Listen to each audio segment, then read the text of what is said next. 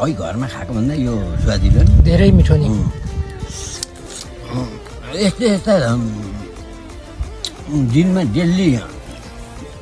4-5 दाना खाइरहनु भने त निकै फेरिन्छ है फेरिहाल्यो नि त्यो ताकत आएर अब हाम्रो भिडियो यिनीहरूले हेर्ला नि भरे भोलि कसले रोशनहरूले कि देख्दैन म देखाइदिन्छु छोडिदिन्छस् अहिले छोडिसकेको छैन कसैले देख्न पाएको छैन घरमा है घरमा खाएको भन्दा यो स्वादिलो नि धेरै मिठो नि यस्ता दिनमा डेली 4-5 दाना खाइरहनु भने त निकै फेरिन्छ है फेरिहाल्यो नि त्यो ताकत आएर अब हाम्रो भिडियो यिनीहरूले हेर्ला नि भरे भोलि कसले रोशनहरूले कि देख्दैन म देखाइदिन्छु